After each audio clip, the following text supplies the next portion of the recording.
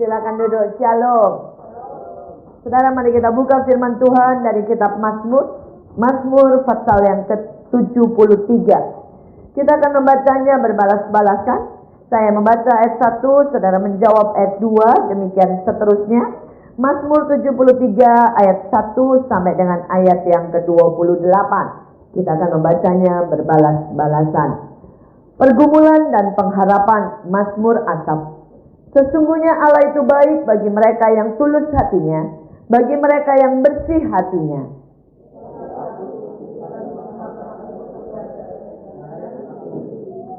Sebab aku cemburu kepada pembual-pembual, kalau aku melihat kemujuran orang-orang fasik.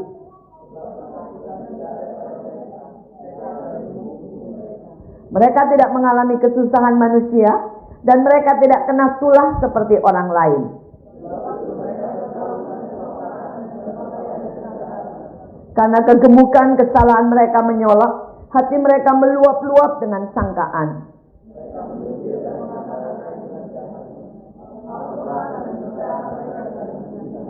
Mereka membuka mulut melawan langit, dan lidah mereka membual di bumi.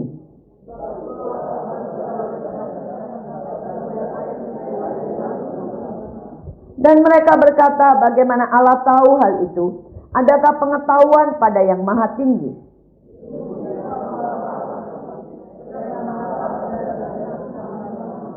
Sia-sia sama sekali aku mempertahankan hati yang bersih dan membasuh tanganku tanda tak bersalah.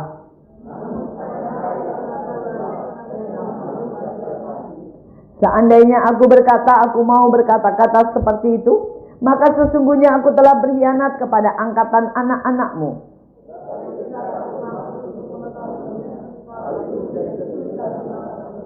Sampai aku masuk ke dalam tempat kudus Allah dan memperhatikan kesudahan mereka.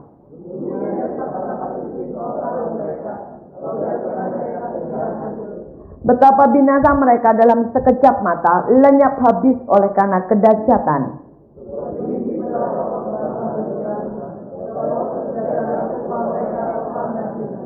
Ketika hatiku merasa pahit dan buah pinggangku menusuk-nusuk rasanya, tetapi aku tetap di dekatmu, engkau memegang tangan kananku.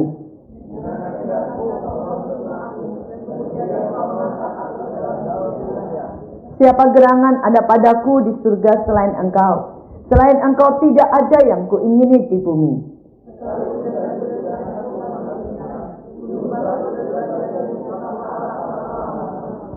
Sebab sesungguhnya siapa yang jauh daripadamu akan binasa.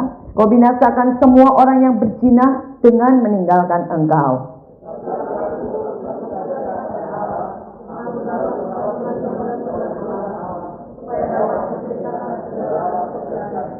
Saudara, seringkali pertanyaan yang sama ada di dalam hidup dan benak orang-orang Kristen.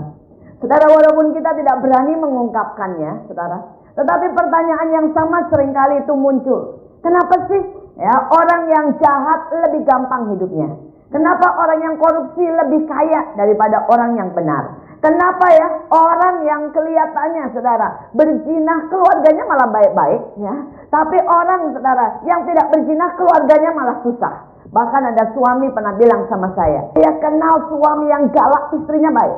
Saya baik, istriku ngelunjak, katanya, saudara.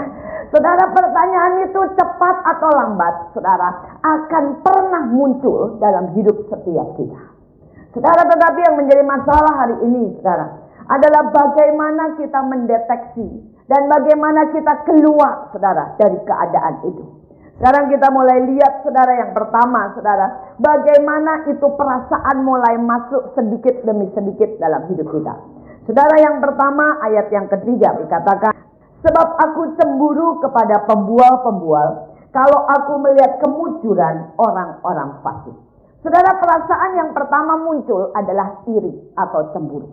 Saudara, biar bagaimanapun iri ini, saudara, tidak bisa lepas dari hidup kita. Saudara, dia deket nempel sama kita. Saudara, kita bisa iri dalam segala hal. Kita bisa iri karena lihat suami orang atau istri orang lebih baik dari istri atau suami kita. Kita bisa iri, saudara, kenapa ya mata saya sipit, mata dia belok, saudara. Kita bisa iri, kenapa anak saya ya tidak seperti anak orang lain. Kita bisa iri, kita yang kerja keras gaji nggak naik-naik. Itu yang menjilat gaji langsung naik 2 kali lipat. Saudara, iri itu bisa terjadi di mana-mana. Bahkan sesama Tuhan kita bisa iri. Kenapa ya gerejanya lebih maju, gerejaku gitu aja, saudara ya. Saudara, iri ini ada di mana-mana. Tetapi kalau saudara sudah mulai iri, saudara, ini pertanda ada yang tidak puas di dalam hati kita. Dan kalau ada yang tidak puas di hati kita, berarti kita kurang tenggelam di dalam kasih-Nya. Amin, saudara. Pada waktu kita tenggelam di dalam hadirat Allah, maka segala sesuatu itu akan menjadi berubah. Saudara, engkau bisa melewati yang namanya, saudara, padang gurun. Tetapi kalau engkau melewati bersama Allah, Alkitab berkata padang gurun, lembah Akor akan menjadi lembah puji-pujian. Jadi orang yang tenggelam di dalam Allah, lembah Akor pun, lembah yang penuh kematian, gak tahu bagaimana bisa bagus.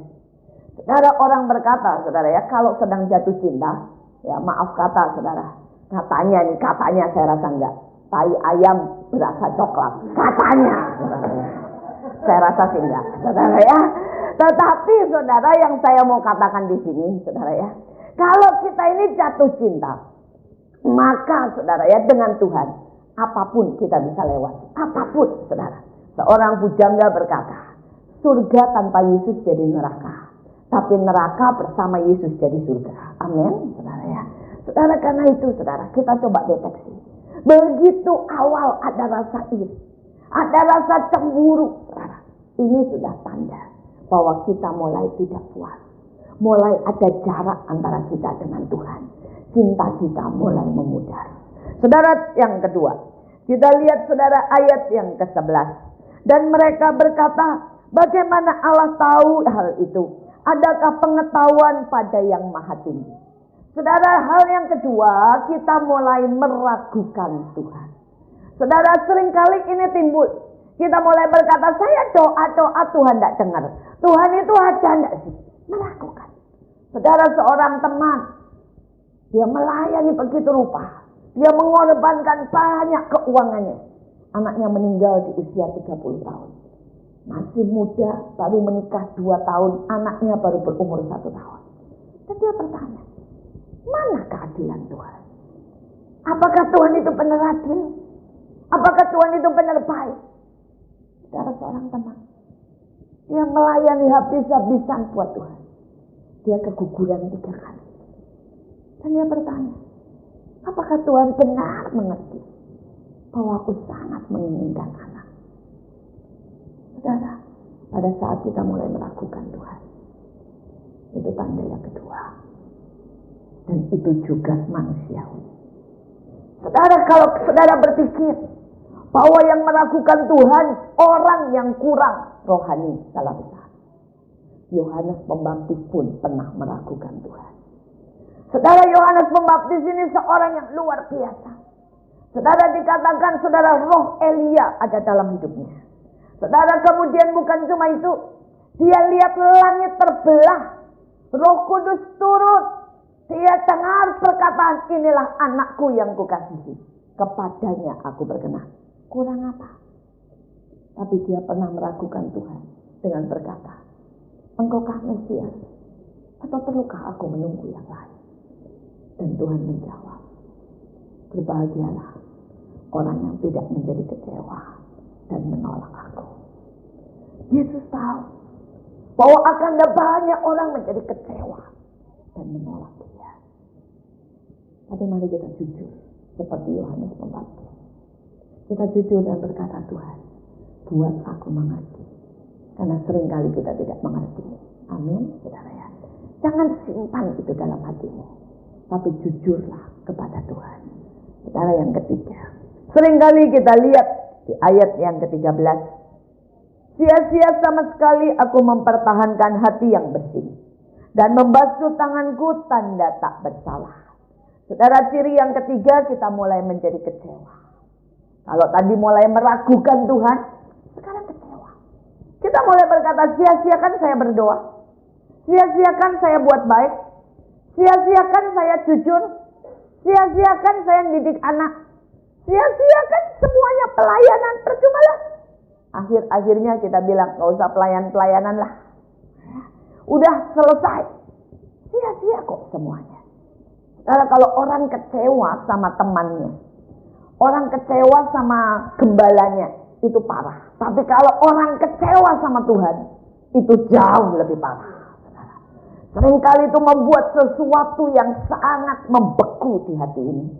Dan akibatnya, saudara, dia suam. Dan cepat atau lambat, orang yang suam akan mati. Itu seperti, saudara, kalau menurut saya ya, itu seperti, saudara, penyumbatan di jantung. Orang yang sudah kecewa, itu mulai penyumbatan di jantung. Kalau sedikit enggak apa-apa. Tapi kalau kecewanya numpuk, penyumbatannya makin banyak. Lama-lama stroke. Stroke itu menurut saya ya, itu tanda-tanda orang, saudara, suam. Sudah tidak bisa berfungsi dengan baik. Tapi itu belum mati. Tapi kalau tidak diobatin, lama-lama mati. Saudara, saya masih ingat sebuah keluarga bersaksi. Dia seorang pelayan Tuhan.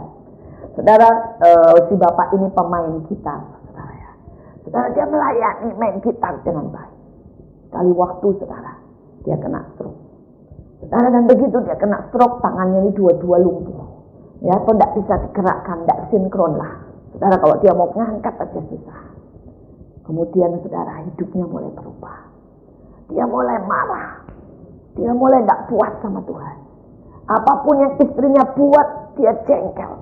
Kalau dulu dia lihat anak lari-lari tidak apa-apa. Sekarang lihat anak lari-lari pusing, teriak, saudara.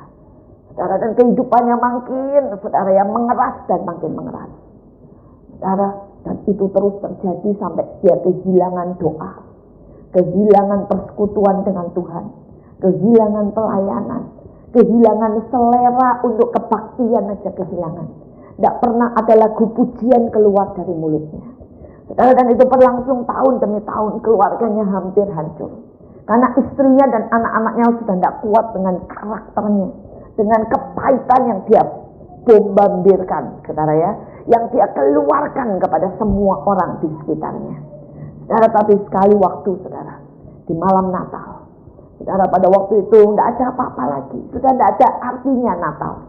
Tapi hari itu istrinya nangis, dia kumpulkan sekeluarga dan dia bilang, Pak, kita tidak bisa begini terus. Keluarga kita diambang kehancuran. Dan tiba-tiba diambil gitar istrinya. Dan dia bilang, Pak, ini waktunya main gitar. Papanya bilang, lu gila ya? Kamu kan tahu aku tidak bisa lagi. Tanganku tidak bisa digerakkan. Tapi saat itu saudara, istrinya bilang, saya tidak peduli, Pak. Kamu tidak bisa nyanyi bagus. Saya tidak peduli falesnya seperti apa. Tapi sudah cukup keluarga kita dibangun dan dihancurkan dengan kata-kata pahit, dengan kekecewaan, dengan makian. Kita mau mulai malam ini dengan pujian. Tidak tahu suara sejelek apapun. Mungkin kita tidak bisa nyanyi dari hati, karena kita semua kecewa sama Tuhan. Tapi saya mau tetap mulai menyanyi. Saudara, dan dia bilang, main Pak, main. Sejelek apapun. Saudara, dan hari itu suaminya dengan mengalirkan air mata mulai main. Saudara bisa bayangkan kalau orang stroke tangannya suruh main gitar, nggak tahu suaranya kayak apa. Tapi anak-anak nyanyi. Dan saya rasa itu lagu lebih merdu daripada banyak lagu yang lain di telinga Tuhan. Saya rasa itu lagu adalah lagu pertobatan yang menyentuh hati Tuhan. Saya rasa, saudara, itu adalah lagu orang yang mau berkata, Tuhan, tarik aku balik kepadamu. Saudara, dan mereka nyanyi dan nyanyi, tidak tahulah suaranya kayak apa, sumbangnya kayak apa. Tapi dia malam itu terjadi mujizat. Tangannya mulai bisa digerakkan. Mulai. Dan tiba-tiba mereka bisa menyanyikan lagu akhirnya. Satu lagu dengan baik, tanpa sumbang lagi.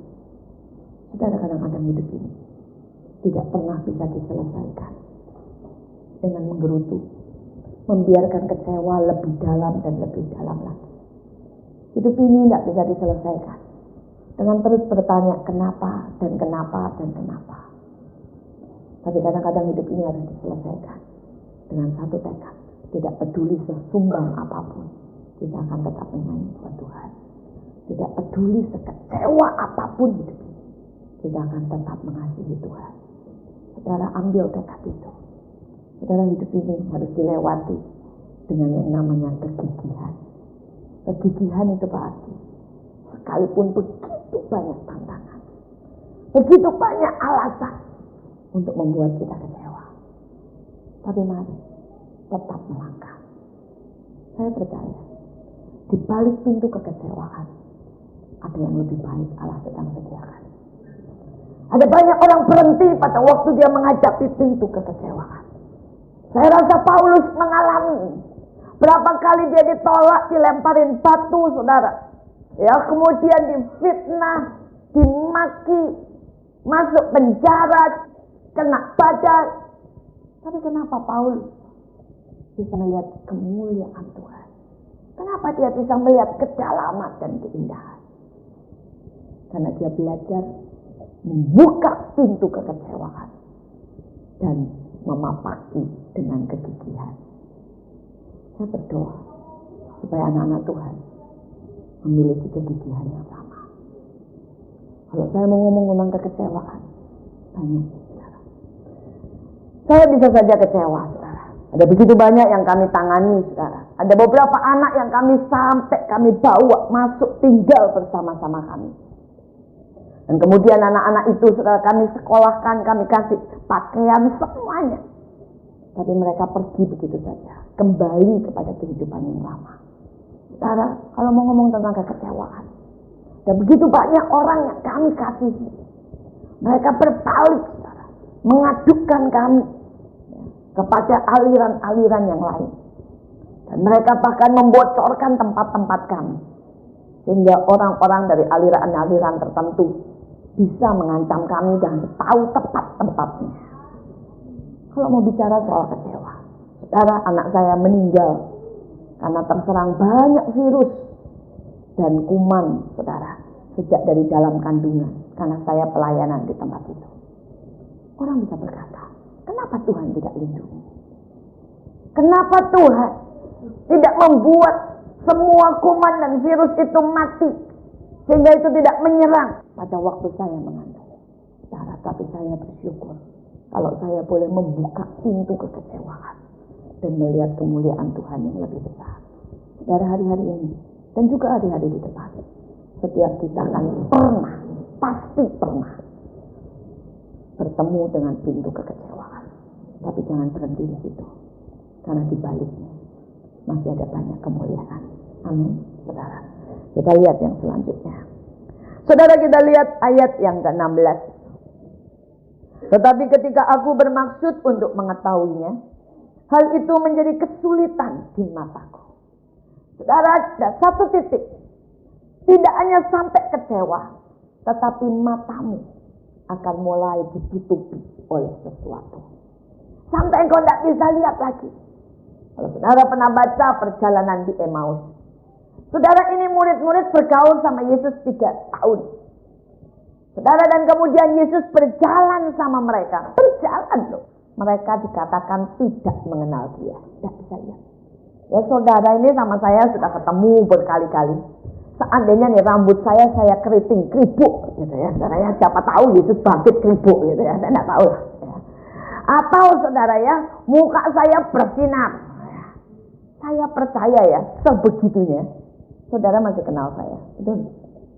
Pastilah, saudara. Tapi ini orang bisa tidak lihat. Kenapa? Kalau seseorang sudah ditutup matanya dengan sesuatu, itu bisa mengerikan sekali. Saudara, dan ada banyak dalam hidup ini yang bisa menutupi mata kita. Saudara, ada kesombongan. Kalau orang sudah sombong, pasti tidak ngerasa sombong. Ini persoalannya. Tidak mungkin orang sombong itu ngerasa sombong. Saudara ya, itu bisa menutup begitu rupa, saudara. Dia menghakimi semua hamba Tuhan. Ya, dia dengar hamba Tuhan dan dia bilang, yang ini kurang intelek, yang ini firmannya kurang dalam, yang ini terlalu banyak guyonnya. Ya, saudara, tapi pasti dia tidak ngerasa. Dia cuma ngerasa semua orang tidak beres, dia beres. Saudara. Pasti, saudara. Karena itu namanya kesombongan, saudara. Saudara, nanti kalau misalnya dia pemusik ini misal, pada waktu tidak ada hadirat Tuhan dia akan menyalahkan apa? Jemaat sih tidak bisa nyanyi, ya. WL-nya sih tidak peka, ya. Padahal mungkin dia tidak bisa lihat, saudara, tidak bisa lihat. Kesombongan itu kalau sudah ada di dalam hidup seseorang, ya. Kalau dia kepala rumah tangga, dia akan lihat semuanya jelek. Istrinya jelek, anaknya jelek. Dia pikir dia yang paling berjasa, dia yang paling bekerja keras, dan semuanya tidak ada yang baik. Itulah kesombongan. Secara kesombongan itu akan menutup begitu rupa. Itu baru satu kacamata. Ada kacamata kepahitan, saudara ya. Kalau orang sudah pahit, tidak ada apa yang saudara buat bisa baik. Semuanya pahit. Ya, saya ketemu dengan orang-orang yang pahit dan saya senang kasih contoh, saudara. Seseorang pahit, saya kenal orang ini. Dan kami lagi duduk, saudara ya, sama-sama. Dia ngomong banyak. Tiba-tiba seorang mengeluarkan permen, saudara. Ditawari. Dia langsung berkata begini, nafas saya bau ya, jadi kamu kasih permen. Terus apa yang bilang nafasnya bau? Orang pengen bagi permen kok. Saudara, kami lagi ngobrol. Seru. Ya, memang itu dari kaca, saudara ya. Dia masuk. Karena dia mau masuk, kami lihat dari kaca, dia juga lihat dari kaca. Jadi kami berhenti, saudara ya. Dia masuk, kami berhenti mau menyambut dia. Dia langsung ngomong begini, pasti kalian tadi lagi ngomongin gua kan? Ya. Jadi saya masuk, semua diam. Pahit. Orang yang pahit itu apapun yang saudara buat, padahal kita ini mau ngasih salam sama dia ya. Mau salaman, saudara ya. Saudara, apapun, saudara. Saudara, bahkan yang lebih parah lagi, dia pakai baju bagus, saudara. Ya. Terus kami bilang, bajunya bagus, nyindir ya, karena saya tambah gemuk ya. Saudara ya, kalau sudah pahit, saudara mau buat apapun, tetap pahit. Saudara, belum lagi kacamata ketakutan. Saudara, kami punya teman juga yang punya kacamata ketakutan. Saudara, dan kami sedang dorong dia untuk memulai satu usaha. Dan dia berkata, mana mungkin bisa? Siapa yang mau beli? Mana mungkin jalan? Terus kemudian saya bilang, sudahlah, pakai iman saya, pokoknya jalanin, kalau rugi saya yang nanggung. Dia bilang, nanti kalau jalan saya juga takut kok. Saya kuat enggak beresinnya? Saya kuat enggak? Ya, keliling menjajakannya atau membikin produknya. Saudara, kalau orang pakai kacamata ketakutan, apapun takut. Mundur kena, maju kena. Karena takut, saudara. Saudara, dan kacamata ini kalau saudara tidak pernah berkata, Tuhan, buka kacamataku, maka saudara, itu akan menghalangi begitu banyak dalam hidup ini. Orang kehilangan banyak hal, bukan karena dia tidak memiliki, tapi karena dia tidak menikmati apa yang ada dalam hidupnya. Saudara bisa menangkap? Orang kehilangan banyak hal, itu bukan karena dia tidak memiliki, saudara, tapi karena dia tidak bisa menikmati dan menjaga apa yang ada dalam hidupnya. Saudara, ada orang yang tidak punya banyak. Saya kenal seorang supir, saudara ya, supir. Anaknya 6, semuanya jadi S1. Supir loh, saudara. Tapi saya kenal, saudara, orang yang punya gaji 5 juta, tiap bulan ngutang. Tiap bulan ngutang. Kreditnya numpuk, saudara. Ya, kredit itu kan sama aja, saudara ya, ngutang intelek. Betul kan? Ya, kreditnya numpuk. So, yang salah di mana? Yang salah karena, saudara, yang satu tidak punya karunia menjaga dan menikmati. Yang satu walaupun dia punya sedikit, dia punya karunia menikmati, menjaga, mengelolanya. Kita minta kacamata itu dilepas dari hidup kita. Saya tidak tahu kacamata apa yang menghalangi. Ya. Tapi satu hal yang saya lihat, orang Kristen itu sebenarnya punya kacamata puas dengan apa yang ada dalam tanda kutip yang negatif. Saudara, sampai mereka tidak pernah berdoa lebih lagi, tidak pernah mencari Tuhan lebih lagi, tidak pernah bersaksi, tidak pernah berubah, tidak pernah juga berbuat sesuatu buat Tuhan. Dan anehnya mereka puas dengan keadaannya. Orang Kristen tahu ayat semua, bahwa tanda-tanda ini menyertai orang percaya. Betul? Tumpang tangan orang sembuh. Tapi saya pernah nanya, saudara, di banyak tempat, ratusan orang Kristen tidak pernah tumpang tangan dan tidak pernah sekalipun dalam hidupnya melihat Allah memakai dia dalam kesembuhan. Tapi tidak apa-apa tuh, dia berpikir itu bukan sesuatu yang salah. Alkitab berkata, pergi, jadilah saksi sampai ke ujung dunia. Betul? Saya ketemu ratusan orang Kristen, 10 tahun, 12 tahun jadi Kristen, tidak pernah bersaksi. Tidak merasa salah tuh, dan merasa oke-oke aja. Saudara tahu ayatnya kan? Domba-dombaku mendengar suaraku. Betul? Saya ketemu ratusan orang Kristen, tidak pernah tahu suara Tuhan, tidak merasa bersalah tuh.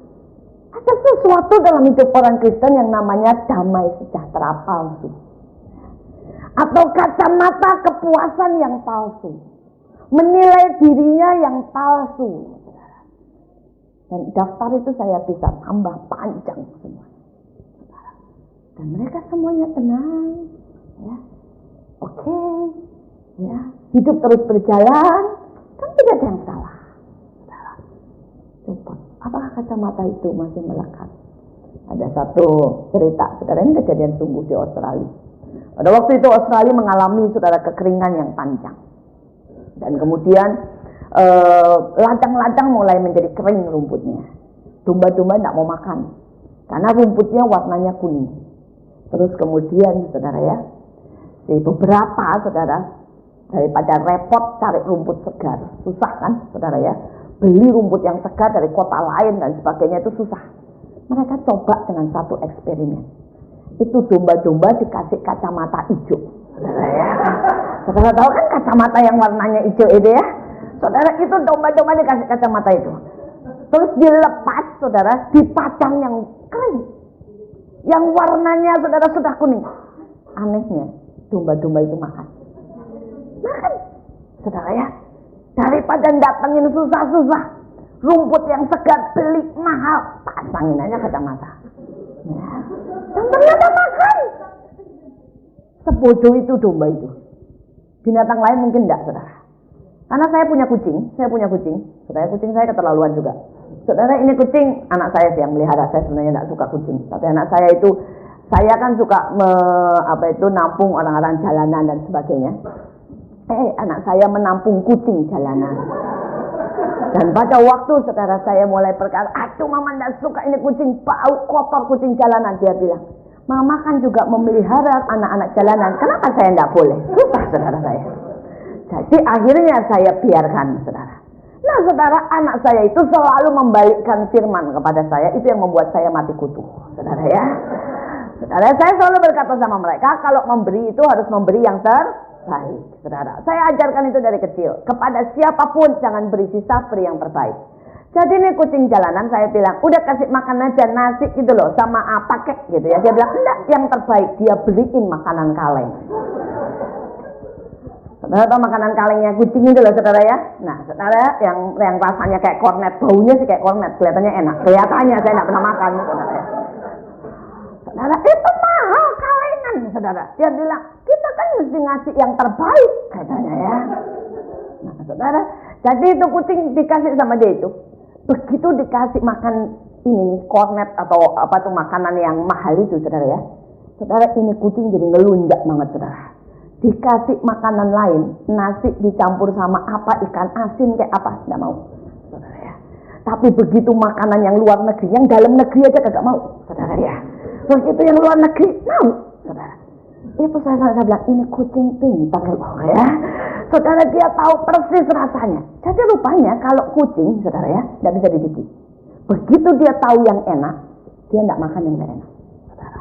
Nah, domba ini kan harusnya tahu rasanya rumput segar sama rumput kering itu kan beda kan? Beda dong. Tapi saking gobloknya, makan tuh. Ini kejadian sungguh, makan. Nah, masalahnya, kalau enggak salah kita ini disebut domba ya. Betul ya? Bukan kucing ya? Bukan anjing ya? Nah, hati-hati, karena rupanya ada kegoblokan sedikit di kita. Karena itu seringkali iblis kasih kacamata, cukup kasih kacamata. Begitu dikasih kacamata, saudara ya, apapun yang tidak enak dimakan, saudara ya. Dan saya lihat itu, Begitu dikasih kacamata kenajisan, istrinya sama istri orang kagak bisa bedain kok, dimakan. Begitu dikasih kacamata yang namanya kepepet duit ya, uang halal, uang nggak halal disikat, saudara ya. Tapi ya mau gimana lagi ya, domba ya, ada bodoh sih ya. Karena itu saudara ya, udah tahu kita ini domba, coba periksa matanya, pakai kacamata kagak sih, gitu saudara ya. Supaya jangan gampang ditipu, saudara. Karena dari sononya kita itu agak bodoh, saudara ya. Ya kalau saudara sadar lumayan, kalau tidak sadar lebih lagi, saudara ya.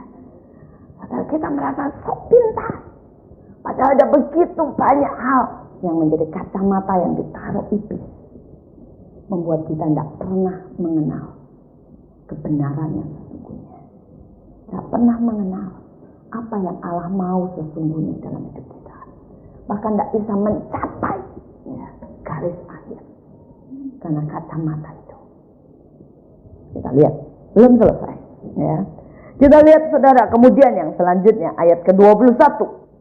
Ketika hatiku merasa pahit dan buah pinggangku menusuk-nusuk rasanya. Saudara, rupanya iblis tidak berhenti sampai di kacamata. Iblis membuat hati yang pahit. Saudara, dan Alkitab berkata kepahitan itu bisa menyebar, saudara. Ya. Di Ibrani dikatakan jagalah hatimu dari kepahitan, karena kepahitan itu bisa menyebar di seluruh jemaat. Ya. Saudara, orang yang pahit itu menyebarkan satu racun, saudara. Dan apapun yang dia buat, ya, itu dibumbui dengan kepahitan. Dengan kepahitan. Saudara, saya rasa ibu-ibu pernah masak ya. Kalau saudara goreng ikan dan tidak ahli, terus empedunya pecah. Ya, maka saudara boleh cuci, ya, saudara gosok tuh sama asam, ikan itu tetap baik, betul? Nah, itu loh kepahitan. Itu bisa begitu masuk, nggak hilang, saudara ya. Kalau yang nggak pernah masuk dapur nggak tahu, tapi kalau yang suka masuk dapur saudara akan tahu. Saudara nggak ambil dengan benar itu pecah, habis saudara. Kepahitannya tidak pernah bisa lepas. Digoreng, dibumbuin apa, tetap terasa.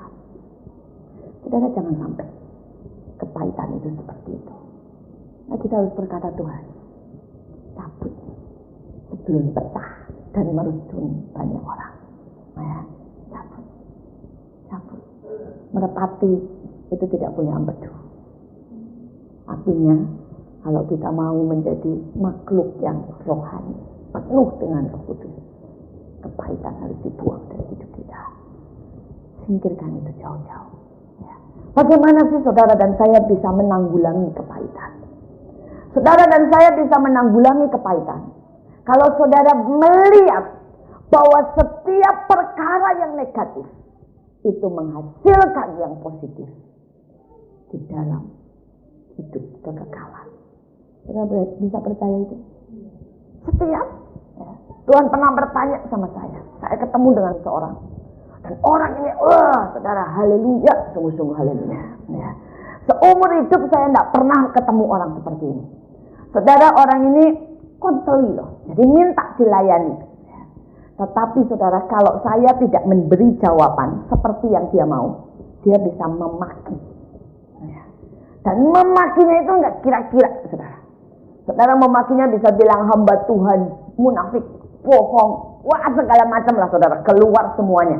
Kata-kata yang semua dan apa yang kejadian dalam hidup saya itu bisa dibalikkan begitu rupa oleh dia. Saudara, sekali waktu yang sampai membuat saya hampir kepahitan, dia ngomong begini, pantesan anak kamu diambil pulang sama Tuhan, kamu tidak pernah bisa ngurus anak. Saya berkata, waduh, ini orang benar-benar deh, ya bisanya mempermainkan kematian seseorang sebegitu enaknya. Dan itu belum lagi kata-kata yang lain, semua dibalikin, saudara. Nah, pada waktu itu saudara, saya sempat berkata, Tuhan, saya tidak maulah ketemu orang ini lagi. Buat saya ini benar-benar sesuatu yang saya bilang durian, ya, atau landak, ya. Dipegang dari sudut apapun menyakitkan. Saudara, ya. Ada konseli-konseli, yaitu landak, saudara ya. Saudara, benar-benar saudara dipegang dari sudut manapun menyakitkan. Terus mau diapain kalau bentuk landak, ya? Saudara, saya berkata, Tuhan, saya sudah tidak mau deh berhubungan dengan landak-landak rohani dan durian-durian rohani. Ya, memang dari sononya saya juga tidak suka durian. Menurut saya bau, saudara ya. Saudara, jadi apa menariknya? Tapi kemudian saat itu Tuhan bilang, kamu jangan lihat itu jadi landak atau durian. Tapi kamu mesti lihat itu amplas. Saudara tahu amplas? Ya. Terus saudara, Tuhan bilang begini sama saya, In, kamu pilih jadi kayunya atau jadi amplasnya? Saya bilang, enakan jadi kayu ya. Kalau kayu, saudara, kena amplas jadi halus. Kemudian saudara akan jadi produk jadi, betul?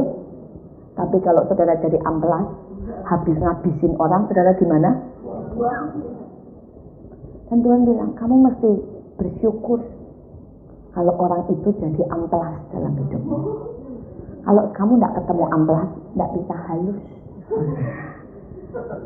Dan bilang, harusnya kamu jabat tangan. Dan bilang, terima kasih ya jadi amplas. Engkau memperhalus hidupku. Harusnya kamu kasih hadiah sama orang itu. Ya, karena dia jadi amplas dalam hidupmu. Saudara, sejak itu saya tidak jadi kepahitan. Ya, setiap kali saya lihat dia, saya berkata, thank you God, ada amplas dalam hidup. Mending kalau itu satu, saudara ya. Ada banyak lagi di hidup saya, saudara. Saya bilang terima kasih untuk amplas kiri dan kanan. Saudara, nah kita mesti bersyukur, saudara.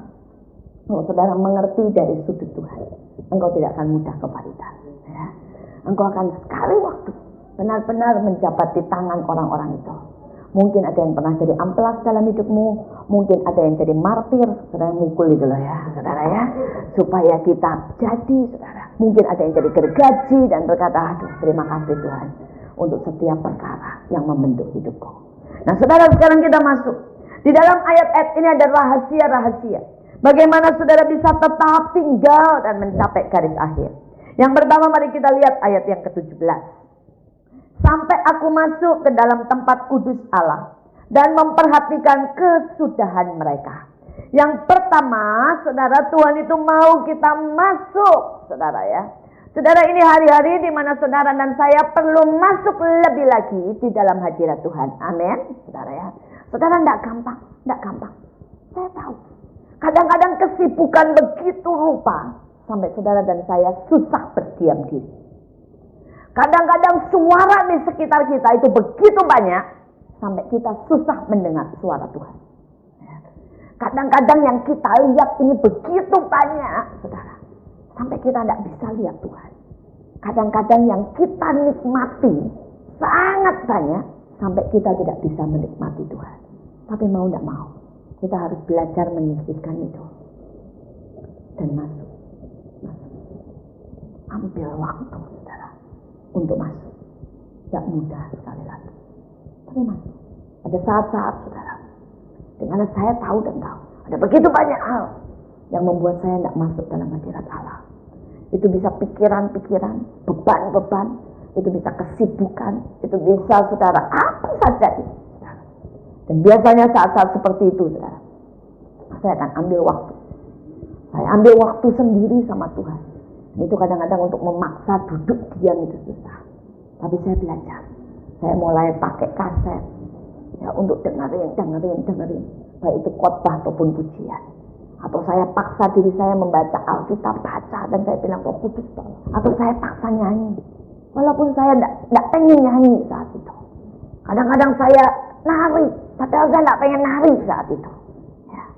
Tapi karena saya tahu, kita harus memaksa hidup kita masuk. Daripada dipaksa, lebih enak, saudara ya. Saudara, kadang-kadang Tuhan perlu. Saya ketemu dengan banyak hamba Tuhan tiba-tiba masuk ICU. Ya. Dan saya tanya, kenapa Pak? Biasa dipaksa Tuhan, saudara ya, buat berdiam diri, katanya. Saudara, loh itu mahal, tetapi itu karena cintanya Tuhan, betul? Saudara, Tuhan kadang-kadang berkata, saudara nak, kamu tidak bisa terus muter. Terpaksa aku paksa engkau, ya, untuk masuk ke ICU, untuk sekedar diam bersama aku. Nah, sebelum kita dipaksa, ya, lebih baik kita memaksa diri sendiri. Amin, saudara ya. Ya ibu-ibu daripada tiba-tiba TV meledak duet karena kebanyakan nonton TV. Lebih baik ambil pencetan remote, matiin sebentar. Amin. Ya. Daripada tiba-tiba telepon nging gitu saudara ya. Nggak ada duit karena nggak bisa bayar telepon. Ya. Tuhan bilang udah nggak tak kasih duit dulu deh. Ya daripada telepon terus saudara ya. Lebih baik kita letakkan telepon dan berkata, Tuhan, hari ini aku tidak mau terima telepon deh, mau dengar telepon dari surga saja. Coba paksa diri sendiri, coba deh saudara, daripada nunggu dipaksa Tuhan, saudara ya. Saudara, dan kemudian dikatakan di sini, dan memperhatikan kesudahan mereka. Dalam hidup ini ada banyak orang, saudara, melihat apa yang di depan. Ya. Tetapi mari kita belajar melihat akhirnya. Karena Alkitab berkata, saudara, tanpa visi lihatlah rakyat. Saudara, kalau kita mulai memperhatikan sekitar kita, saudara, kita bisa kehilangan tujuan. Kalau saudara lari, karena itu Paulus berkata, kamu harus mengarahkan diri begitu rupa ya kepada tujuan. Pada akhirnya. Saudara, kadang-kadang di dalam pelayanan, jujur saudara ya. Kalau saya sudah mulai kehilangan fokus, kehilangan tujuan, tidak melihat akhir, bosan. Saudara, kadang-kadang orang bisa melihat pelayanan dari sisi yang spektakuler. Berdiri, dilayani, saudara ya, Tuhan itu baik, dapat persembahan, diajak makan ke restoran, itu yang enak. Tapi coba saya cerita sedikitlah sama saudara. Berkali-kali macet 4 jam sampai 8 jam di mobil. Ya, ini ke Jakarta saudara. Tiap hari saudara saya di jalan. Dan kadang-kadang bisa macet 4 jam. Cuma buat perginya. Pulangnya macet lagi. Itu saudara mau nggak mau ya, saya kadang-kadang lihat mobil udah enek. Udah mau. Tapi itu hidup saya, saudara. Itu hidup saya. Itu bagian dari pelayanan. Saudara, kalau saudara dengerin orang ngomong 1 kali, saudara ya, itu masih oke. Tapi kalau saudara sehari dengarkan 10 orang mengeluh dengan 10 macam problem, dengan 10 macam saudara ya kepahitan, lama-lama dengerin orangnya udah begini. Aduh, saudara ya, capek. Tapi itu bagian dari pelayanan, saudara. Itu bagian dari pelayanan. Belum lagi, saudara. Kalau saudara ini cari duit buat dirimu sendiri, itu nggak masalah. Dan saudara bisa mikir, wah nanti bangun rumah, nanti jalan-jalan sama anak-anak. Nah. Kalau saudara terus punya kebutuhan, Mahanaim tempat saya melayani. Kebutuhan setiap bulan itu 300 sampai 1 M buat pembangunan dan buat segalanya. Kalau setiap kali uang masuk ke sana, kagak kelihatan, lama-lama kesel. Saudara ya. Capek, saudara. Setiap hari, saudara ya. Yang saya dengar itu dari bendahara saya begini, Cik butuh 50 juta hari ini. Ya. Cik butuh 100 juta hari ini. Ya, minggu ini ditutup dengan berkata, kita harus bayar hari Senin sekitar 300 juta loh. Saudara, kalau saudara setiap hari dengar itu, kalau bisa nih saudara, saya begitu dengar kring bunyi itu atau nomor HP bendahara saya muncul, dalam hati begini, gua matiin ya, gitu ya. Kalau bisa gitu loh. Kalau bisa, saya benar-benar pengen matiin kalau bisa. Karena saya enggak pengen dengar, saudara. Tapi saya tahu, kalau saya enggak mendengarkan keluhan dia bisa mati berdiri, saudara ya. Karena dia kan yang setiap hari ngadepin tagihan dan pengeluaran. Saya enggak, saya cuma dengar keluhan dari dia. Tapi yang menghadapi tagihan, pengeluaran, menghadapi pajak, menghadapi orang yang minta kontraktor kan dia, saudara. Jadi mau enggak mau saya enggak mungkin matikan. Karena saya setidak-tidaknya harus menjadi orang yang mendukung dan menguatkan dia. Betul toh? Ya, kalau saya aja pengen matiin, apalagi dia. Ya. Betul enggak? Saudara, bendahara saya itu sampai ngomong begini, Cik, kalau kita bisa pingsan 3 hari aja katanya ya. Supaya enggak ada urusan uang katanya ya. Supaya enggak dengar tagihan, supaya enggak ngadepin orang katanya. Saya bilang setuju ya. Seandainya kita bisa. Saudara, teman saya waktu itu, teman hamba Tuhan bilang, dia bilang gini, kamu mau pelayanan ke Amerika kan? Dia bilang, sudahlah kamu ke Amerika dan jangan ya dengerin tentang segala kebutuhan dan masalah di pelayananmu di sini. Saya senyum, saya bilang, Pak, bukannya saya enggak mau ya. Kalau saya bersikap begitu, bendahara saya dan orang-orang saya mati. Ya. Karena mereka juga letih. dan butuh, saudara, kasih saya, pengertian saya. Jadi walaupun saya di Amerika, jangan dipikir saya lepas. Itu SMS masuk terus, butuh duit sekarang loh. Iya ya, doa yang benar sih. Iya, dalam hati. Udah, doa mau dicengkang-cengking istilahnya ya. Saudara, tapi itu bagian dari pelayanan. Belum lagi komentar orang. Kalau udah begitu dikomentarin yang baik lumayan, saudara ya. Komentarnya begini, kurang iman kali ya, nggak nutup-nutup duitnya. Ada apa ya yang salah ya? Kok berkatnya nggak mengalir? Saudara, segala macam bisa terjadi, saudara. Ya. Tapi itu bagian dari pelayanan, itu bagian. Tapi sekali lagi, saudara, kalau saya sudah begitu, saya cuma bisa melihat garis akhir. Saya tahu, bukan masalah yang perlu kita lihat. Ya. Pada waktu itu, saudara, orang-orang Israel sudah dekat sekali dengan finish. Mereka sudah dekat sekali dengan tanah Kanaan. Dan mereka mulai melihat setiap tantangan yang ada. Mereka melihat dan mereka berkata, lihat, mereka raksasa-raksasa, kita belalang-belalang. Oh, mereka akan makan kita. Tapi saudara lihat bagaimana cara Yosua dan Kaleb. Itu benar-benar dua sisi yang berbeda. Dia berkata, itu tanah bagus. Penuh dengan susu dan madu. Anggurnya gede-gede. Ya. Dia melihat kepada tujuan. Dan Yosua dan Kaleb berkata, kalau Tuhan bersama kita, kita telan mereka. Loh, aneh ya. Yang satu berkata mau dimakan, yang satu bilang mau makan. Ini tergantung cara kita lihat. Kita bisa lihat hasil, ujungnya, atau kita lihat tantangan. Kalau saya mulai lihat tantangan, saya tahu itu beban rasanya ya di pundak ini bisa banyak, saudara. Saudara kadang-kadang rasanya gini, memang elu yang bodoh ya kali cari gara-gara. Kadang-kadang saya bisa begitu loh, saudara. Kalau sampai satu titik loh, bayangin. Saya ini punya suami manajer, saudara ya. Nggak usah kerja juga enak, saudara ya. Kemudian saudara, kalau saya ini nggak usah, saya kerja jadi arsitek juga santai-santai saja. Kemudian seandainya lah saya jadi hamba Tuhan, tapi nggak usah masuk dalam pelayanan Mahanaim. Saya cuma terima berkat keliling, hidup saya sangat luar biasa, betul? Tapi saya sengaja, ya karena pilihan Tuhan, panggilan Tuhan, masuk dalam pelayanan Mahanaim, ngasih makan setiap hari 3.000 orang. Kasih beasiswa 3.000 anak. Sudah itu kebutuhannya setiap bulan operasionalnya 200 juta tiap bulannya. Masih cari gara-gara lagi. Bangun sekolah gratisan. Ya. Yang buat pembangunannya aja, saudara 30M. Ini sekarang sudah hampir berdiri. Saudara ya, sudah berdiri. Cuma belum selesai. SD dan TK itu saja sudah menghabiskan 10 miliar. Saudara, dan saya bisa lihat saya cari gara-gara. Ya, tapi di satu sisi saya bisa lihat tujuan. Kalau saya mulai lihat tujuan, saya lihat gedung itu dan saya berkata, Tuhan, besar anugerah-Mu. Saya bisa lihat bagaimana mungkin ya, pelayanan ini sudah berjalan lebih dari 6 tahun. Dan Allah mencukupi setiap bulan dananya. Dari mulai Januari kami membangun sampai hari ini. Saudara, kami sudah masuk lebih dari 10M untuk tanah dan untuk semuanya. Saudara, saya lihat bagaimana itu anak-anak sekolah. Ada lebih dari 300 anak sekolah di situ. Tiap pagi dilawat Tuhan. Saudara, kami mulai masuk jam 7 sampai jam 8 itu kebaktian. Dan mereka nangis nyembah Tuhan. Beberapa orang tamu yang kami panggil, saudara, mereka berkata, ini sekolah dahsyat.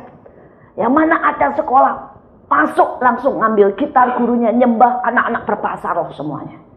Dahsyat. Sampai seorang teman saya berkata, wih, kalau sekolah kayak begini ada di kota saya, katanya ya. Udah deh, pokoknya kagak peduli, gue pindahin tuh anak sekolah di sini, katanya. Dahsyat. Saudara, tadi siang masih seorang teman, dia berkata, kamu tahu enggak apa yang dibuat anakmu? Saya bilang, saya tahu. Dia bilang, anakmu, anak saya umur 11 tahun, saudara. Waktu itu tumpang tangan loh, rebah orang. Saya bilang, iya saya tahu, saya dengar ceritanya. Terus yang satu lagi, tumpang tangan sama anak kelas 1, nah saya kelas 4. Yang kecil, yang gede, waktu ini waktu kelas 4. Saudara, dan dia bilang, dia tumpang tangan, berbahasa roh, anak kelas 1 langsung berbahasa roh. Saya bilang, saya tahu. Dan itu bukan cuma anak saya. Anak-anak lain semuanya seperti itu. Saudara, mereka Luar biasa, cinta Tuhan. Mereka kalau doa sembari nangis, saudara. Mereka doa buat Indonesia sembari nangis. Mereka sekarang lagi puasa. Saudara mau tahu puasa apa? Saudara, mereka semua sekarang, mereka tahu bahwa anak-anak di Indonesia sedang, saudara, dihantui atau diikat oleh yang namanya PlayStation sama televisi. Dan mereka mengambil keputusan untuk berperang dengan televisi dan PlayStation. Dan mereka ini berpuasa 3 bulan, saudara. Tidak lihat televisi dan tidak main PS. Saudara, saya terkagum-kagum. Ya. Karena jujur saya aja rasanya tidak lihat televisi sehari gatel. Saudara ya. Walaupun cuma untuk lihat berita, saudara ya. Rasanya tuh kalau pulang pelayanan pasti saya nyalain televisi. Saudara, tapi pada waktu anak-anak ini punya komitmen seperti itu, saya berkata, Tuhan, luar biasa. Tuhan berkata, sekarang kamu mau lihat yang mana? Kamu mau lihat api yang sedang menyala di mereka? Atau engkau sedang melihat beban? Ya. Kau mau lihat beban yang berat. Beban yang berat. Ya. Saudara, hari ini mari kita lihat tujuan. Dan saya percaya ini belum apa-apa. Saya percaya ya, akan terjadi satu kebangkitan yang besar. Satu kebangkitan yang besar. Saya percaya anak-anak ini akan menjadi laskar Kristus. Yang punya kuasa yang luar biasa. Saudara, kita lanjutkan ya. Sekali lagi, mari kita lihat kesudahannya. Saudara, kemudian kita lihat ayat 23. Tetapi aku tetap di dekatmu, engkau memegang tangan kananku. Saudara, biarlah kita ini belajar untuk mendekatkan diri kepada Tuhan. Sedemikian rupa. Saudara, kalau saudara berdekatan dengan saya segini, saudara belum bisa mendengar hati saya. Tapi kalau saudara menempelkan telinga di sini, saudara akan mulai dengar detak jantung. Betul? Seberapa kita dekat Tuhan? Apa sampai kita bisa dengar detak jantungnya? Sampai saudara mengikuti ritmenya. Kemana hati Tuhan bergerak? Ke situ saudara ada. Saudara, saya tidak cari perkara. Tapi kenapa saya bergerak ke arah sekolah? Karena saya melihat hati Tuhan. Sekolah Kristen dan Katolik sekarang masuk SD aja, TK 8 juta, 7 juta. Dan saya ketemu ribuan orang menyekolahkan anaknya di sekolah negeri. Karena tidak pernah bisa bayar uang pangkal. Rata-rata orang Kristen, bahkan pekerja gereja, gajinya cuma 1 juta. Bagaimana mungkin mereka bisa masukkan anak mereka di sekolah Kristen dan Katolik? Saudara, dan Tuhan berkata, kamu mau bawa kemana itu? Jutaan anak-anak. Apa engkau mau biarkan mereka tidak berpendidikan, tidak kenal aku? Apa engkau mau biarkan anak-anak itu masuk sekolah-sekolah negeri? Karena di sekolah negeri tidak ada guru-guru Kristen. Dan itu yang Tuhan bilang, buat sekolah yang terbaik dengan harga yang terendah. Saudara, mereka boleh nyicil, mau nyicil 1 tahun boleh, 3 tahun boleh, terserahlah. Saudara, dan Tuhan bilang terima mereka. Yang tidak punya, saudara, 50% memang sama sekali gratis. Tapi yang 50% ini terserah seberapa mereka bisa ngasih. 50% sama sekali gratis, sampai seragam sepatu kami kasih. Saudara, jadi untuk operasional sekolah, kami butuh setiap bulannya, saudara, 80 juta. Saudara, subsidi. Karena tidak cukup. Tapi kenapa? Karena saya tangkap hati Tuhan. Tuhan sedang menangisi generasi muda 0 sampai 7 tahun. Itu saudara, apapun yang kita ucapkan, mereka tangkap sebagai kebenaran. 7 sampai 12 tahun, itu adalah pembentukan karakter. Saudara, 13 saudara ya, sampai 15, itu pembentukan menemukan identitas diri. Lewat 15, itu sudah jadi. Kalau saudara mau merubah mereka, tinggal berdoa anugerahmu. Dan bagaimana mungkin orang-orang itu, banyak orang tua, tidak peduli anaknya dari 0 sampai 15 tahun. Dan mereka pengen merubah anaknya pada waktu anaknya sudah berusia 15 tahun. Bagaimana mungkin kita bisa masukkan ke sekolah negeri dengan nilai-nilainya, saudara? Yang berkata kalau kamu dipukul-pukul balik aja. Ya. Bahwa enggak apa-apa kok bohong. Ya, pokoknya selamat. Apa jadinya? generasi ini. Untuk membersihkan semua yang sudah ditanam. Itu tidak bisa. Tidak bisa di-delete, saudara. Mulai dari 0 sampai 15. Itu semua yang dimasukkan. Itu kayak sesuatu yang diukir, saudara. Kalau setelah itu, ya, apa yang dimasukkan mereka sudah bisa pilah-pilah. Tapi mulai 0 sampai 15 tahun, apa yang kita masukkan, itu terukir. Pikirkan baik-baik. Apakah sungguh-sungguh kita menangkap hati Tuhan? Hati Tuhan untuk bangsa ini. Hati Tuhan untuk keluargamu. Hati Tuhan untuk pelayanan. Hati Tuhan, saudara ya, untuk hidup kita ini loh. Atau kita tidak pernah mendengar iramanya. Nah, coba dekat dan lebih dekat lagi. Sampai kita mendengar. Seringkali kita tidak bisa dengar. Karena kita tidak pernah cukup dekat. Betul? Karena kita tidak pernah cukup dekat. Dan kita berkata Tuhan tidak bicara apa-apa. Tuhan bilang, nah aku bicara. Tapi kau tidak pernah cukup punya waktu. Tidak pernah punya cukup ketenangan. Tidak pernah cukup merasa penting untuk mendengarkan aku. Kita lanjutkan, saudara. Kita lihat, saudara, ayat yang ke-24. Dengan nasihatmu engkau menuntun aku. Dan kemudian engkau mengangkat aku dalam kemuliaan. Ini hari-hari kita perlu nasihat Tuhan lebih dan lebih lagi. Ya. Saudara, susah sekali membedakan antara yang benar dan salah. Membedakan, saudara, antara kebenaran diri sendiri dengan kebenaran Tuhan. Itu tipis. Ajaran palsu di mana-mana, ya, akan menyelewengkan saudara. Kalau yang namanya palsu itu bukan berarti saudara dia langsung bilang berbuat jahat, nggak mungkin. Saudara tahu, ya. Kalau yang namanya palsu, misalnya ya tas ele yang palsu misalnya ya, itu berarti mirip sama aslinya, betul nggak? Nggak mungkin kan? Kalau tasnya misalnya tas Prada yang palsu ya, tas Prada warnanya hitam, yang Pradanya ini saudara jin, gitu ya. Terus kemudian nggak mirip-mirip, kasar, orang tahu. Saudara. Tapi kalau yang namanya palsu, itu mirip. Apalagi kalau saudara katanya saya juga belum pernah ke sana, ya, ke Cina, saudara, ada satu kota itu jualannya palsu yang mirip sekali. Dia bilang sampai yang jam segala macam ya, yang halus dia bilang nggak bisa lah, mau Rolex mau apapun yang jago pun nggak bisa bedain katanya. Saudara, mirip banget. Saudara, saya bilang ini dunia ini makin lama makin membuat yang mirip banget. Saudara, dan minggu lalu saya baru ketemu dengan seseorang. Dia bilang, ada satu hamba Tuhan. Ya, kalau dia khotbah, saudara, misalnya dia teriak bilang begini, bertobat, kalau tidak bertobat, kamu binasa. Yang mau bertobat lari. Itu semua loh, lari. Tidak ada yang bersisa. Kalau misalnya, saudara ya, dia bilang, semuanya Tuhan sedang melanda, lagi ada dalam hadirat Allah, Tuhan mau kita rebah. Itu orang bisa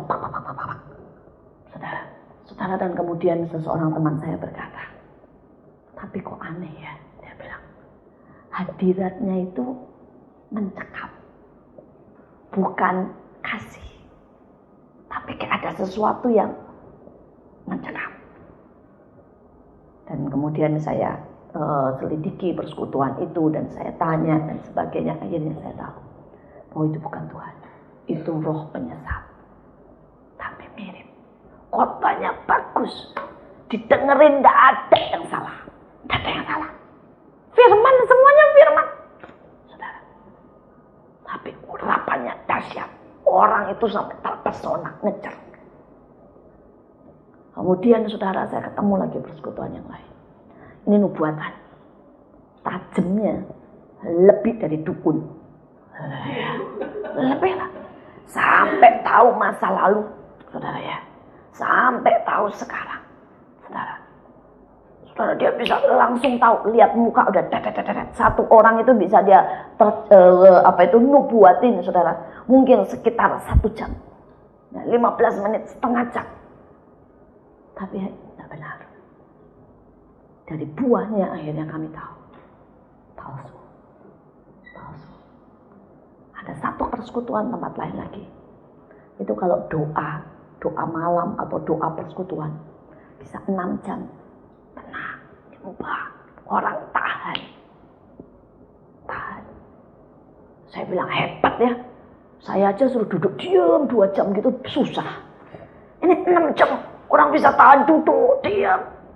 Ya, kayak orang meditasi tapi sama Tuhan katanya. Tenang sekali. Saya bilang hebat sekali. Kemudian saya selidiki. Palsu juga. Di situ yang ada kebenaran diri sendiri. Yang mereka bisa dicekam oleh suasana itu. Sampai rasanya dia lebih benar dari siapapun. Lebih sakti dari siapapun. Mereka mulai menuding kesalahan hamba-hamba Tuhan. Karena mereka paling benar. Bisa punya keintiman yang begitu dalam. Sesuatu yang saya perhatikan ya. Ciri dari roh itu. Saudara, paling gampang dideteksi adalah yang namanya kesombongan. Itu baunya itu kelihatan sekali. Cuma itu bedanya, saudara. Yang lain itu tidak kelihatan, saudara ya. Semuanya kalau mau bicara tentang firman, bagus-bagus deh. Nubuatan, bagus, saudara ya. Tapi itu bau kesombongan, saya tidak tahulah bagaimana mengatakannya sama saudara. Tapi saudara bisa tangkap. Orang-orang yang sedang disesatkan selalu punya ciri itu. Dia merasa paling benar, paling suci, paling hebat. Ya, dia susah ditegur. Ya, dia susah mendengarkan orang lain. Merasa paling tahu, saudara. Itu kebenaran diri sendiri itu kuat sekali. Kuat sekali. Cuma itu yang bisa dideteksi, saudara. Yang lain tidak bisa. Saudara, sangat tipis. Ya, tadi pagi seorang hamba Tuhan berkata, yang membuat iblis jatuh dalam dosa adalah dia tidak bisa tunduk sama Tuhan. Nah, ya, dia bilang mungkin pada waktu itu belum ada pijat refleksi. Jadi lehernya iblis itu tegak terus ke atas. Tidak bisa tunduk. Dia bilang. Nah, kalau dia bilang ya, orang Kristen mulai tidak bisa tunduk. Baik itu sama suami, sama otoritas, sama gembala, saudara ya. Maka saat itulah iblis senang sekali. Karena saudara berarti sudah menjadi sama dengan dia. Pada waktu kita mulai tidak bisa tunduk, kita mau tengking iblis dalam hati ngomong gini, temen aja kok nangking-nangking. Orang kita serupa tapi tak sama. Bagaimana mungkin kamu bisa punya kuasa? Tak kasih kuasa aja deh, ya. Bukan kuasa dari Tuhan. Saudara, nah masalahnya orang Kristen itu nggak ngerti tentang tunduk. Mereka pikir yang artinya tunduk itu kalau mereka setuju dengan suaminya atau dengan otoritasnya. Jadi misalnya nih suami bilang, kita tinggal di rumah. Si istri bilang, kita pergi. Ya. Dia pikir kalau yang namanya tunduk. Pada saat suaminya bilang, ayolah tinggal di rumah aja. Ya nanti kita lakukan ini enak. Dia bilang, oh iya betul ya enak. Dan dia setuju. Itu dia tunduk. Salah besar. Kalau saudara setuju. Karena satu alasan yang saudara masuk akal. Itu bukan tunduk. Itu namanya sepakat. Tapi kalau tunduk. Itu pada waktu saudara tahu persis. Alasan dia tidak masuk akal. Atau saudara susah dan saudara benar-benar tidak ingin melakukan itu. Tidak enak. Tapi saudara berkata, ya. Karena engkau mengatakannya. Aku menundukkan diri. Saudara mengerti? Ini bedanya. Tapi ini terjadi. Orang tidak merasa kalau dia tidak tunduk. Pada waktu bosnya berkata, jual. Dia berkata, tidak bisa, tidak untung kok. Ya. Terus deh Pak. Pada waktu suami ngomong A, istri terus ngomong B. 1 kali, 2 kali, 3 kali, lama-lama suaminya kesel ngomong gini, ya udah terserah kamu. Dia bilang, enggak salah lo ya, saya ya sudah tunduk. Padahal dia sudah jadi teroris.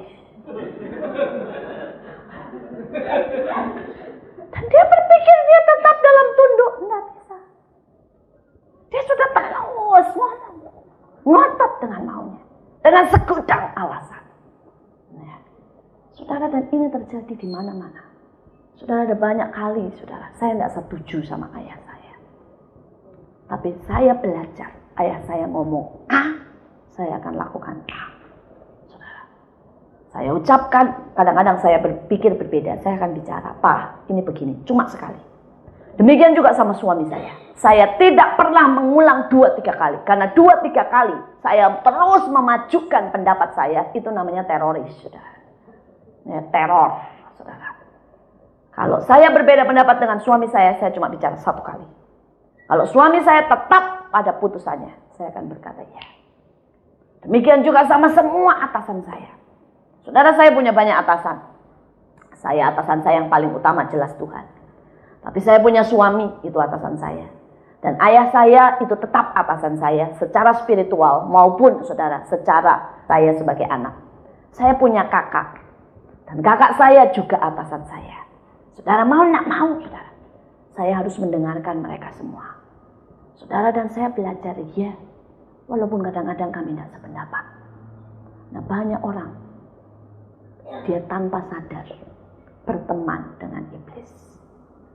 Padahal Alkitab dengan jelas berkata, tunduklah kepada Allah dan lawanlah iblis.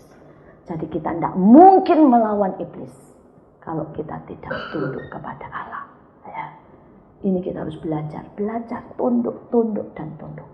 Sekalipun tidak suka, sekalipun tidak enak, sekalipun tidak masuk akal, sekalipun rugi di kita, sekalipun saudara ya sakit di kita, sekalipun saudara ya itu sangat merendahkan kita, bahkan sekalipun kelihatannya itu salah. Mari berkata, ya, karena aku mau belajar menundukkan diri. Satu hal saya mau berkata begini. Memang tidak selalu pemimpin saudara benar. Tapi pada waktu saudara menundukkan diri, maka pasti saudara benar. Ingat ini. Ya. Memang tidak selalu dengar pemimpin saudara benar. Tapi pada waktu saudara menundukkan diri, maka pasti saudara benar. Karena kalau saudara tidak benar, ya, Allah tidak bisa memihak saudara. Tapi kalau saudara benar dan pemimpinmu salah, Allah yang akan membela kita. Amin, saudara. Lihat Sarah. Abraham bilang saudara, jangan bilang istri. Salah, Abraham salah. Tapi Allah membela Sarah. Dan Alkitab berkata, dalam segala hal engkau dibenarkan. Ya. Lihat Abigail, saudara. Saudara, dia menundukkan diri di bawah Nabal. Saudara, dan dia benar. Dan Tuhan tahu, kalau Nabal sadar, dia pasti melakukan sesuatu yang mengerikan sama Abigail. Karena itu Tuhan membunuh Nabal. Saudara, kalau kita tunduk, tidak masalah. Nah, ya, tidak masalah. Ya, seringkali kita merasa lebih tahu dari atasan kita. Lihat Saul dengan Samuel. Tuhan berkata, bunuh itu semua kambing domba. Saul merasa lebih tahu. Nah, apa toh kalau sebagian buat persembahan? Baik toh? Baik enggak? Baik kan? Sebagian buat persembahan. Tapi Alkitab berkata, dosa pemberontakan dipotong dari kerajaan. Kemudian Tuhan bilang bunuh, satu disisain, tidak dibunuh. Loh, menurut saudara membunuh sama tidak membunuh baikan mana? Baikan tidak membunuh toh? Loh, Saul itu tidak membunuh loh, baik toh? Alkitab berkata salah, pemberontakan. Ini yang anak-anak Tuhan seringkali tidak mengerti. Bahwa dosa tidak tunduk itu sangat parah di gereja, ya. Dan yang lebih lucu lagi, mereka belajar menilai atasan mereka. Saudara, banyak istri menilai suami, ya, dan banyak jemaat menilai hamba Tuhan. Saudara, hati-hati, menilai masih belum dosa. Menilai, ingat sekali lagi, belum dosa. Tapi itu awal seringkali dari kesombongan. Saudara, sebenarnya kita tidak mungkin menilai orang yang di atas kita. Bagaimana mungkin anak TK menilai anak kelas 6? Bisa enggak? Tidak mungkin kan? Yang namanya menilai itu kan ngasih nilai kan? Misalnya, saudara anak TK ya bilang, sini periksa saya mau memberi nilai matematikanya anak SMA. Mungkin enggak? Tak mungkin. Tidak mungkin. Jadi sebenarnya kita tidak mungkin menilai yang di atas kita. Tidak mungkin. Tapi menilai sekali lagi belum dosa. Tapi biasanya itu awal dari kesombongan. Jadi istri-istri hati-hati, karena saya juga istri. belajarlah untuk tidak menghakimi dan menilai suamimu. Itu urusan Tuhan. Nah, ya. Kita lanjutkan. Kita lihat saudara. Setelah kita mendengarkan nasihat Tuhan, ya, kita belajar tunduk kepada nasihat Tuhan, maka Tuhanlah yang akan mengangkat kita kepada kemuliaan. Saudara, ayat 25, selain engkau tidak ada yang kuingini di bumi. Saudara, keinginan itu bisa dibentuk. Ada banyak orang berkata, enggak bisa pu ingin sendiri. Enggak, keinginan itu bisa dibentuk. Ya. Saudara, ada orang yang, saudara misalnya, dia enggak suka mobil. Ya. Tapi dia liatin terus, orang bilang, ini mobil tuh bagus, ini tuh bagus. Lama-lama dia akan mulai menginginkan mobil. Soal selera juga begitu. Ya, keinginan itu kan selera. Saudara, saya dulu enggak pernah suka makanan Jepang. Kemudian saya punya beberapa teman yang selalu bilang, makanan Jepang itu enak lagi. Ya, makanan Jepang itu sehat lagi. Saudara, terus mereka cecelin saya, saudara, makanan Jepang. Sekarang kegilaan makanan Jepang, saudara ya. Saudara, sekarang saya suka sekali makanan Jepang, saudara. Bahkan lebih dari Chinese food, saudara. Saudara, jadi keinginan itu bisa dibentuk, saudara. Keinginan itu bisa dibentuk. Nah, sekarang tinggal masalahnya. Kita mau membentuk keinginan kita ke arah yang ilahi, ke arah surga, atau kita membuat keinginan kita itu ke arah dunia. Kalau terus kita kasih, ya, kita bilang, wah rumah kayak begini mah belum rumah, masih gubuk, ya. Kita butuh terus pikiran kita rumah yang bagus, ini, keinginan kita akan condong ke sana. Tapi kalau kita mulai lihat, ya, aku pengen melayani. Aku rindu jadi berkat buat orang lain. Aku pengen menyenangkan hati Tuhan. Maka itu keinginan kita akan mulai dibelokkan. Tergantung saudara membentuk keinginan. Demikian juga dengan anak-anak. Ada orang tua yang menjejalkan dengan kesuksesan jasmani. Maka anak-anak akan cenderung menginginkan itu. Tapi kalau saudara belajar kepada anak-anakmu, berikan satu visi yang lain. Ya. Berikan satu penglihatan yang lain. Maka mereka akan belajar melihat itu. Kadang-kadang anak-anak saya suka ceritakan, saya pakai istilah bata. Jadi kalau misalnya ada orang yang menendang mereka, terus saya bilang, bagus itu, kamu dapat satu bata di surga. Saya bilang ya, kalau kamu tidak digituin, tidak cepat-cepat jadi rumah kamu. Gitu ya. Saudara, itu membuat cara mereka berbeda. Ya. Kadang-kadang mereka pulang dan berkata, lumayan loh mah, saya dapat 5 bata kira-kira hari ini. Ya. Saya bilang, apa yang terjadi? Tadi saya ditendang teman, nggak balas. Saya tadi dicoret atau apa, saya nggak balas. Saudara, mereka fokusnya lain, saudara. Pandangan mereka lain, saudara. Karena buat mereka bukan penting lagi untuk berperang, untuk menunjukkan siapa yang hebat. Tapi mereka punya keinginan yang lain. Ya. Keinginan untuk menjadi sesuatu. Ya. Kita lanjutkan. Kemudian kita lihat saudara ayat 26. Sekalipun dagingku dan hatiku habis lenyap, gunung batuku dan bagianku tetaplah Allah selama-lamanya. Saudara, ini ada sesuatu yang sangat dalam. Ya, sebenarnya bisa satu session sendiri. Saudara, saya makin hari makin belajar. Semakin saudara mau menikmati kekuatan Allah, semakin saudara mau menikmati saudara ya kekayaan Allah, maka daging dan hati ini harus dihabiskan. Dan ini proses yang susah, saudara. Kalau daging kita masih merasa begitu kuat, maka kita susah melihat kekuatan Allah. Karena itu Paulus berkata, aku bersyukur kalau aku ada di dalam kelemahan. Karena justru dalam kelemahanku, kekuatan Allah semakin nyata dalam hidupku. Saudara, Paulus berkata, aku bersyukur dalam penderitaan. Karena di situ penghiburan Allah berlimpah-limpah dalam hidupku. Yakobus berkata, aku bersyukur, berbahagialah kalau kamu jatuh dalam berbagai pencobaan. Karena itu mendatangkan ketekunan dan sebagainya dan sebagainya. Saudara, semakin hari saya makin melihat bahwa untuk melihat kebesaran Allah, menikmati kebaikan Tuhan, maka daging dan hati ini harus dihabiskan. Itu dikikis. Begitu itu habis, maka kemuliaan, kekuatan kasih Allah bisa mengalir dengan lepas dari hidup kita. Hari-hari ini, coba kita berkata, silakan kerjakan hidupku. Jangan berhenti Tuhan, tapi kerjakan aku sampai garis akhir. Amin, saudara. Mari, telah kulihat kebaikanmu.